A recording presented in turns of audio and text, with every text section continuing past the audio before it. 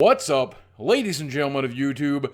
Boogie2988 coming at you live once again through the power of the internet. And I told you when I started my Boogie Plays gaming channel that I would still bring you plenty of gaming news here to the main channel as well. I would do it when the news was big. Well, get ready because I think this one's a doozy. As usual with these types of videos, I'm going to try to look at both the good and the bad and try to go right down the middle. I'll save my opinion for the end, so bear with me. About a year and a half ago in Vegas, I saw Xbox's Major Nelson, and I spoke with him at great length, and one of the things I said to him is that if he really wanted to win over more customers, they could start taking PC gaming seriously. Now, Larry said something prophetically about supporting their other exclusive gaming system, also known as Windows, and especially in this case, Windows 10. I have to be honest with you, I thought that Larry was ribbing me a little bit and joking around. I wish I had taken more at face value, because if you fast forward to today, a year and a half later, it is absolutely evident that Xbox/Microsoft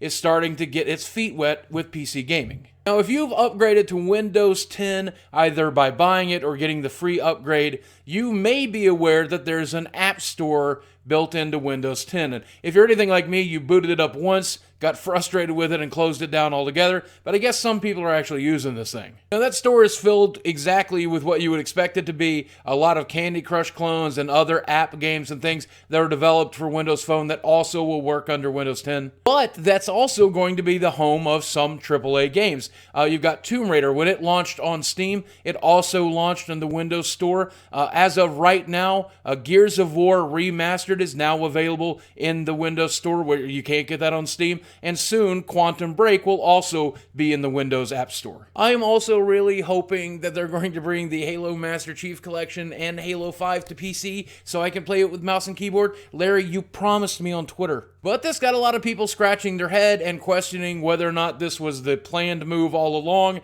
and it looks like Phil Spencer just today confirmed that yes, this is the plan. Long story short, they want to make Windows 10 look a little bit more like Xbox, and with that, they're going to try to make Xbox look a little bit more like Windows 10, and that includes a lot of great things. Now, the first big thing to realize about this is they're going to have certain apps that will work on all Windows devices, and these are being called Universal Windows applications. It will work on Xbox, or the smart tablets, or on your Windows Phone, or of course, Windows 10. And these games that I've listed, and other games like it in the future, like Forza Motorsports, these games are being translated into Universal Windows applications via the Universal's Windows platform, which is native to the Windows App Store on all of these different Windows devices. Now, obviously, this is not a perfect idea or a perfect system altogether, especially when you start comparing things like Tomb Raider via the App Store versus Tomb Raider via Steam. The Apps Store Universal Windows application version of Tomb Raider will not let you turn off VSync. You cannot use SLI.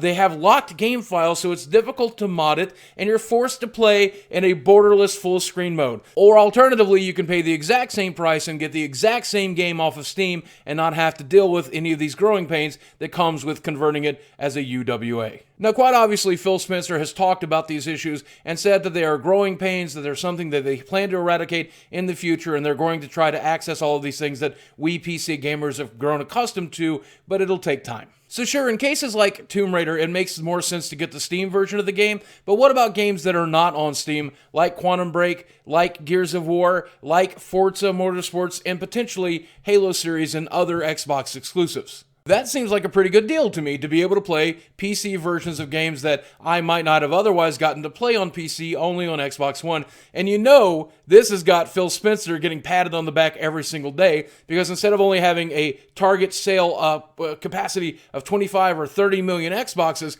there are now millions and millions of PC players. Seriously, bring us Halo 5 and sales are going to go through the freaking roof, Phil. Now, the genius of this and the money that they're going to make should be fairly obvious. And if you don't already know this, the way console manufacturers like PlayStation and Nintendo and Xbox make their money is either they develop their own first-party games and profit from that, or they sell third-party games via their device and take a portion of the income, anywhere between 20 and 40% of a sale. And it's this exact same business model that a PC player's beloved Steam platform uses. They either create their own games and sell them through their platform, or they take a chunk of a third-party sale, often 40% there as well. Now, if Microsoft brings their games to Steam, they've got to get 40% of the sale to Steam. If they decide to sell it on their Windows App Store, though, they can keep all of that money for the company themselves. But the real profit is in convincing third-party companies to convert games to UWP. Because if they can do that the way they did Square Enix,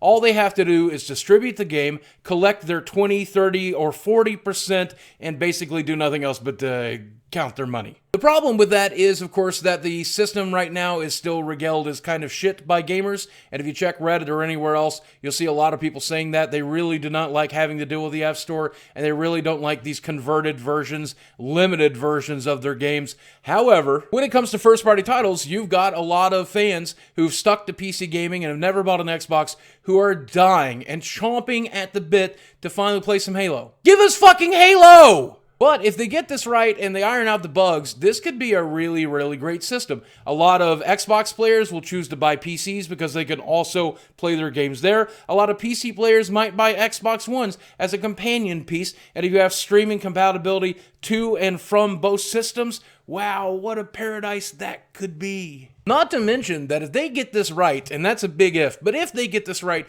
they could turn out to be some real competition for Steam. And look, I love you, Gabe, and I love everything you guys are doing over there. I'm a Steam fanboy for life, but some competition could keep you honest, and I think we all have to agree you need someone to help keep you honest. Now, I've seen some people react to this fairly negatively, mostly people who don't like the idea of their Xbox games coming to PC, and that is understandable because people can be very protective of the device they've invested themselves in. There's nothing wrong with that. And of course, we've seen a lot of PC players upset because of the half-assed versions of the games, but also because they consider this to be a consolification of their Windows PC system, and there's real truth to that too. As for this being Microsoft trying to get their greedy, grubby little fingers into the PC gaming market, I don't know if it's exactly that. I will say when it comes to selling third-party games, I don't know if it will succeed, and I don't know if they'll get very many people to bite. But when it comes to their first-party games, they are opening themselves to a whole gigantic market of people who would otherwise never play their games. And of course, that's great for players like me who wouldn't mind playing a little bit of Halo on their fucking PC.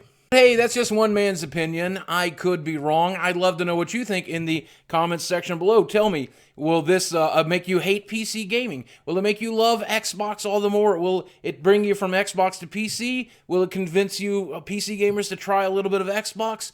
What kind of effect will this have on you, if any? Guys, thank you for watching. I love you very much, and I'll speak with you again soon. And hey, I'm going to throw this little tidbit in as well. Phil Spencer said that the Xbox One might be their very last console, except there may be future versions of the console with better hardware, better graphics, better RAM, better so on, and so forth. And you know, that's a really great change. I think that's a video all for itself, but I think that's fantastic because that could solve a lot of Xbox's problems, and hey, maybe PlayStation's and Nintendo's as well. Stick with one universal programming language, one chip structure, and just make it better and better and better. What a world. What a much better world we would be in. All right, guys. Speak with you again soon.